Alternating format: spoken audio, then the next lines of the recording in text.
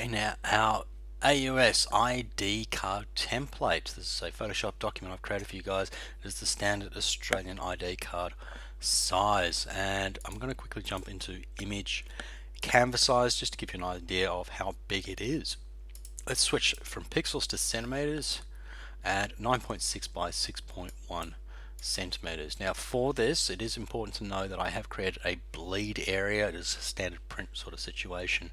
When you are printing, you want a little bit extra on the outside that's going to actually get cut off. So I think I've added about a 4 or 5 mil bleed to that. Always check with your printer what they need for your bleed area. And I've also created some guidelines for that. Now I've also got the actual guides on. I'm going to go to view extra, turn those off, and I've created a layer called bleed guide, which should say bleed, but you know, sometimes we spell things wrong. So you could actually see that. Please try and avoid any text or images that are important, like photos or titles or anything like that, going over or even touching that line. Try to make sure you do step it into sort of a print safe area. Anything going to the edge, there's a good chance it's going to get shifted slightly and get cut off. So try and avoid, step back in from there. So it's mainly for background sort of stuff. Alright, let's bring in our photo that we've depatched in previous class. So I actually have the photo here. You can see it is a smart object, and I'm going to literally grab my move tool, V, I'm going to grab that and I'm going to drag that up into my document and down into here. And of course you can import that the regular way. As you can see, it's pretty big in comparison. So I'm going to scale that down. I've got that selected, and if you go Control T, or you've got to show transformation controls here, but you go Control T, transform, and we've got width and height, and I've got them linked together, which is useful. And I'm just going to hit W and I'm going to scale that down like so. If you don't have that together, then you know it's going to get a bit weird. Also, you can grab the corners, move it, and let's find a good position for that. Now, one of the big reasons why I did make this into a smart object is, and I've gone through this many times before, is if we have a duplicate, I'm going to create a duplicate here on the right, and this happens to be a raster layer, and I'm having a bit of trouble finding these because I've increased the size of my screen res for you guys. Rasterized layer, and if I grab both of these, scale them down really small, apply, Control T, transform, scale them up again, what you'll see is the raster layer will lose its resolution. The smart object, on the other hand, you can identify with this little icon here, will keep its original created resolution, which was pretty big. So I'm going to drop that in there. It's got a transparent background, which is going to be really useful if you want to create some stuff later on. Okay, let's actually look at creating something like a repeatable pattern. So repeatable pattern could be anything. It could be a company name, could be an image. It really is up to you. And I'm going to just turn the visibility of that photo off for a moment, and I'm going to create something that I can use. So let's grab a bit of text, T for text tool, and in this case I'm just going to do a single line thing, so I'm not going to create a rectangle or anything. I'm just going to click in there, and let's give the name to my company. I'm going to call it World Domination Inc., for example. Nice and easy. I'm going to apply that. If I don't like the font or I don't like the color, I can simply reselect that layer, have the text tool selected, and I can change all of that here. So I can actually start cycling through different fonts and something like that. I'm going to go with something fairly bold. I can change the color of that, all that kind of stuff. You can do all sorts of weird and wonderful things, and of course change the scale, and we've got some options in here for warp texting and all sorts of weird and wonderful things. I'm going to keep it relatively simple. I'm going to create a shape to go with this as well. It could be a photo, it could be a shape. I'm going to keep it quite simple. I don't want to be overbearing. I'm going to go to the shape tools here, to the ellipse tool, and let's choose a nice contrasting color for that. I don't want a stroke on that, it's simply a line, and I'm just going to create a little circle for that. Alright, back to my layers panel. I'm going to turn off the properties. I actually don't need them at the moment, and I'm going to drag that below the world domination image. There he is. button. Let's switch back to our move tool so we can actually move that around. Now, if you're happy with that, great. If not, I'm actually not liking the fill color in that. I'm going to change that up to something that's going to be a bit more contrasting. Great, we can start actually going with that. So let's create a repeatable pattern, and actually I probably shouldn't use the word repeatable. This is just going to be a pattern that we can, it's going to be fairly simple. Repeatable patterns are a bit more complex, but let's leave that as that, and they're very simple to make. Once you've got your image, you've got a couple of options. What I really suggest is turn off the background. So we've got our transparency there, and then we've got our whatever we want to see is going to be in there. And we don't need to select anything or anything like that. So we're going to grab our rectangular marquee tool in this case, and I'm just going to drag that over and leave a bit of spacing according to that. This may mean that you move this around a little bit. So once you've actually selected it, you can use the nudge tool, and I want to find a nice bit of spacing between the top and the bottom and all the rest, because this is just going to become repeatable. Once you've got that done, you're going to go to Edit and Define Pattern. It's going to say give it a name, and I'm going to go to World DOM Inc. Give it a name, something useful for you. Hit OK. Cool. Now I can deselect that. I can potentially even delete these layers, but I might leave them for now in case I want to adjust them, because we can't guarantee our pattern's going to work well every time. Alright, let's create a new layer at the top, and of course the properties panel is going to pop up every time I use a shape layer, but new layer at the top here, and I'm going to show you kind of the wrong way of applying a pattern, and then I'm going to show you the right way. So this is the wrong way, and by wrong I just mean not the way we want to use. Paint bucket, G, great. Typically it'll drop the foreground color in here, in this case it's black, but I'm going to go up to the top here, switch that to pattern. We've got some preset patterns in here, but right at the very bottom is the pattern that we've created, and I'm just going to click in there and we've got a pattern. But it's built literally on the size that it was created, and it's just repeated top, bottom, left, right, and there's not really much we can do about that. So I'm going to undo that. Instead, what I'm going to do is I'm going to go back to foreground with the paint bucket, and I'm just going to drop in a color, and it really does not matter what color we're going to use for this in this instance, because I'm actually going to remove that color anyway. But it just needs a surface to be applied to. So drop in a paint bucket, that's great. I'm going to go to the layer styles, or the FX button at the bottom of the layer panel, and I'm going to go to pattern overlay. And there's sort of the first pattern that Photoshop gives us at the moment. I'm going to go down to the bottom in this little drop down here, and there is the pattern that we've created. Now the advantage here is I can actually move this around, so I can align it, I can scale it, and I can even rotate it now. So hopefully you can find something that's going to look like a really nice sort of background pattern. Once you're happy with that, just hit OK, and at any point if you want to re-access that, there it is there. You can double click, that will reopen that up. You can change it, scale, whatever. Now there's still an issue of this purple background, and I actually want to hide that. I want to be able to see the image below. So what I'm going to do is I'm going to go over here on my layers panel, and I'm going to go to fill and drop that down to 0. And what you'll see is that will get rid of the fill color, which is the pinky purple color that I've dropped in, but it does not get rid of the effect being the pattern.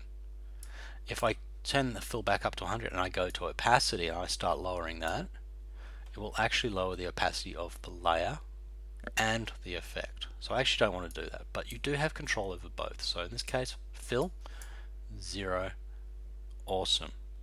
And there we actually have a really effective pattern. So if I bring my photo back up, you can see we've got this pattern over the top. And I can lower the opacity of that, and I can maybe get something really interesting with that. So that's the essence of it, is create an image, words, whatever, select the area, remove the background or hide the background, edit, define pattern, give it a name, and apply it to a shape. Now I'm going to go a little bit further with this.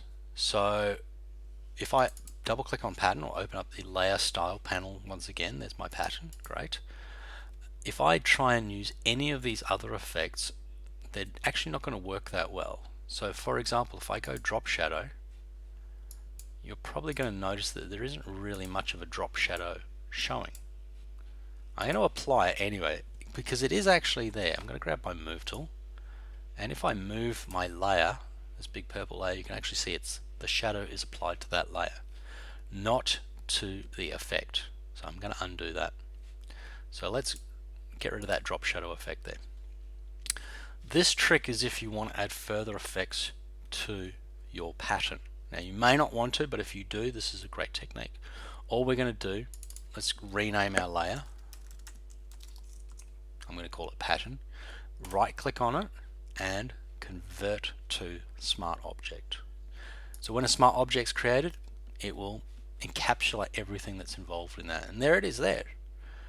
Once again, like with the layer mask stuff I showed you, if you double click on that, it will open it up and we actually have access to our pattern, so we can potentially scale that still, rotate whatever we want, and then as soon as we save that, that will update in our document. But the great thing with this is we can also now start adding further effects to this. So I can jump in here and let's go bevel and emboss. And as you can see, we've got a little bevel option here, and we can play around with that. Let's add a drop shadow. That's a bit too much. We played around with that a little bit too much, but we might be able to get something that's going to work for us. For me, drop shadow is a bit too much, but I do like the little bevel and emboss. We've got color overlay options, and again we've got blend modes for all of those as well. So we really do have a lot of variations that we can play around with, even down to gradients as well. Let's do one of those really quickly. Change the blend mode. Let's do something a little bit more fun. Over the top. Alright, so I have a play around with those. They really are quite effective. I'm going to jump out of there. I've only just added the bevel and emboss. I think that adds a nice little effect to it. And now what we can do is, because this pattern is essentially built from a smart object, we can now treat it as a regular object as far as applying patterns and also blend modes. So if I go through some of my blend modes here, you can actually see we can get some really nice effects on an image below. So that's kind of fun there. Alright, so there is our pattern. I'm going to delete the build for this. I'm happy with the one that I've got. I'm going to try keep it down to the minimum. I'm going to go to the FX and just minimize that as well. So I've got my pattern, I've got my photo, and I've also got my background. So I can, potentially change the background to this or do whatever I want with this. Let's talk about adding some text to this. And text is really fun. Let's do a new layer, T for text.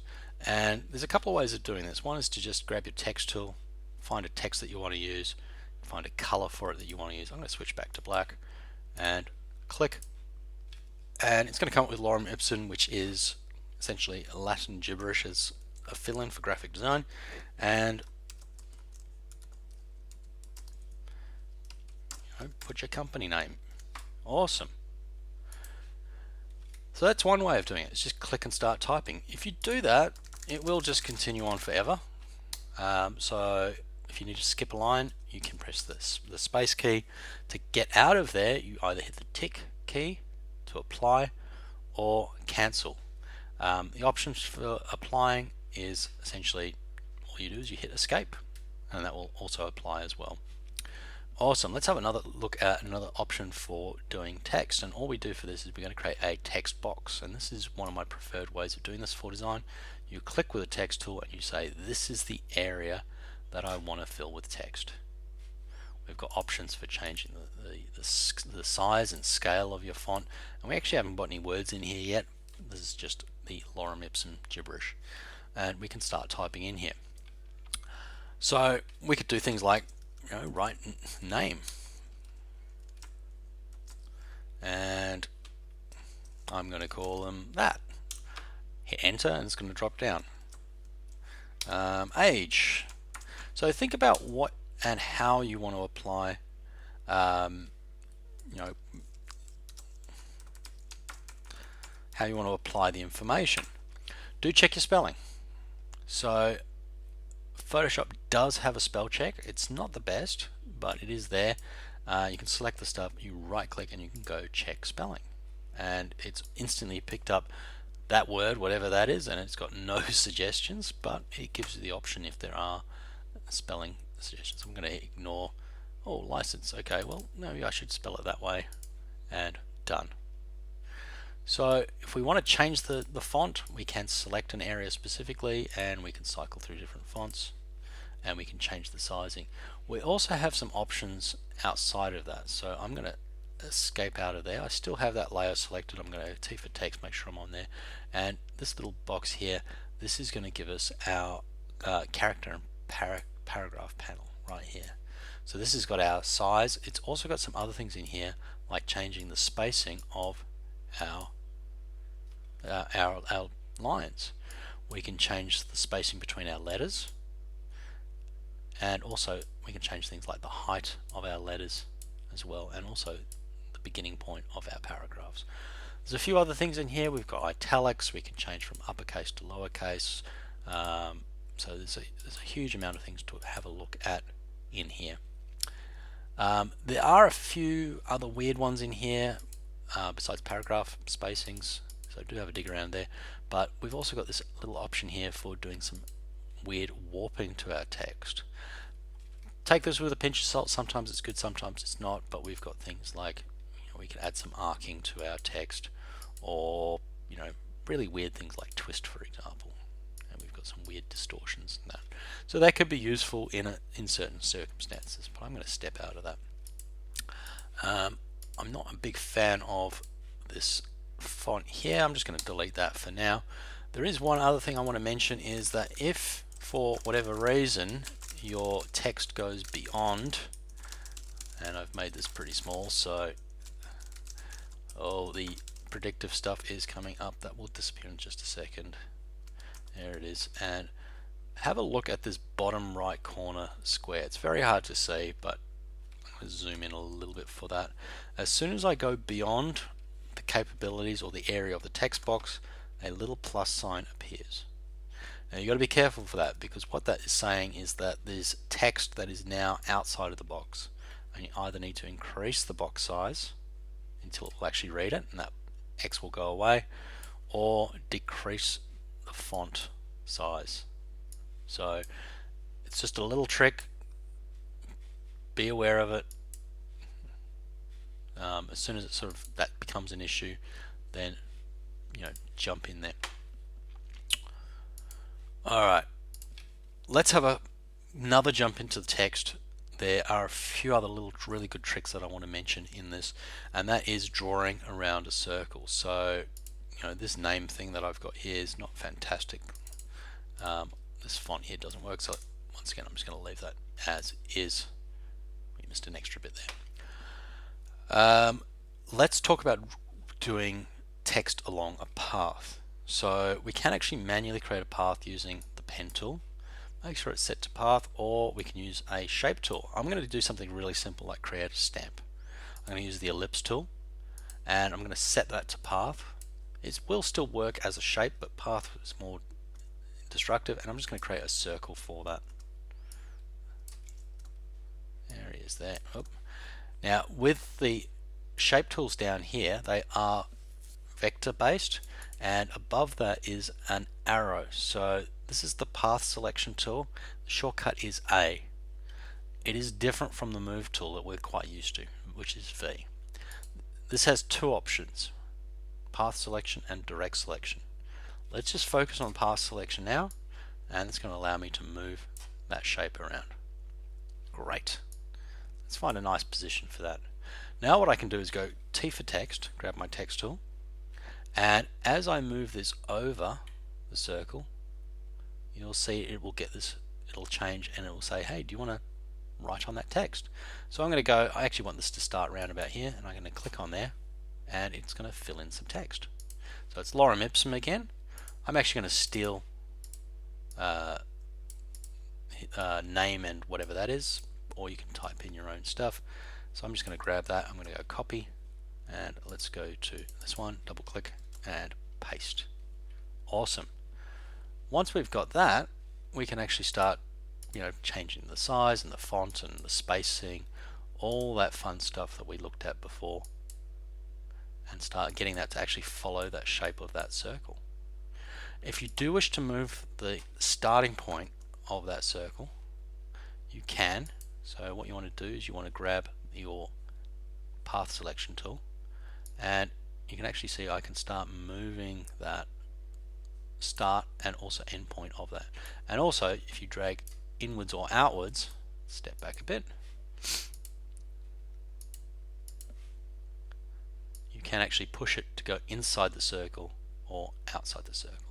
So it does take a little bit of time to get used to that, but what you'll find is that you can actually create some really good stuff where our text can move in and around without, without too much fuss. So around a circle or around a path or around a shape. And there are some other interesting shapes in here, including the custom shape tool. So let's have a look. We're kind of getting there. We got most of our stuff. We've got a pattern that could be interesting. I'm actually going to put that pattern further back, and I might lower the opacity of it. Design wise, it's not fantastic. I can't really read this writing. You may wish to change the color of your background to try and get something that's going to be more conducive to what we are expecting to see, or you could maybe add in a gradient or something like that.